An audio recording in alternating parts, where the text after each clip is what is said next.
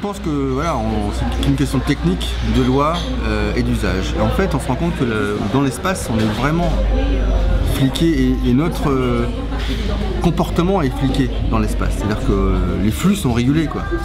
On est du putain de bétail, quoi. Faut arrêter de penser que voilà, l'escalator on l'a mis là parce qu'il était beau, quoi. Hein, et le trottoir on l'a mis à, je sais pas, 5 cm et pas à 3. Tout ça c'est calculé pour que justement, pour que les flux de bétail humain soient mieux contrôlables, mieux anticipables, là aussi. Depuis la loi Pasqua de 95, la première grande loi sur la sécurité en 95, cette loi est présentée souvent comme étant la loi qui prévoit la première fois la vidéosurveillance dans l'espace public. Donc c'est la première loi qui légalisait en fait les caméras plus longtemps installées, mais pas du tout légales, pas du tout officielles. Cette même loi, en 95, janvier 95, institue la première fois aussi ce principe de faire des études de sécurité, des diagnostics de sécurité dans tous les projets d'aménagement. Alors que ce soit une place, un petit jardin public ou un immense bâtiment de bureau, quoi.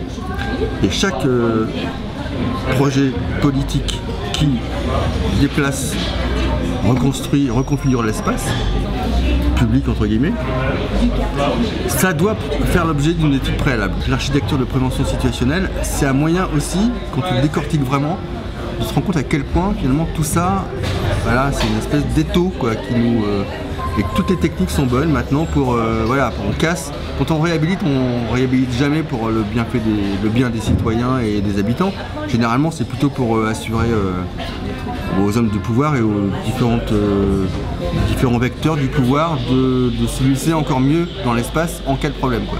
Donc voilà comment les forces de police vont mieux pénétrer sur une place au milieu des bars, comment le positionnement des bancs ou l'absence de bancs justement va permettre d'assurer comme une espèce de surveillance, de contrôle des populations sans qu'elles le sachent. C'est-à-dire qu'en fait on va reconfigurer les espaces pour que les gens se regardent alors qu'avant ils ne se regardaient plus, pour éviter que voilà, certains puissent se cacher.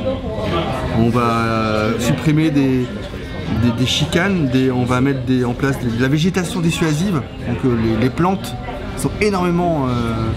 ça c'est génial parce que c'est une manière à la fois de dissimuler des obstacles, mais ou alors de supprimer des choses qui servaient pour se cacher, tu vois.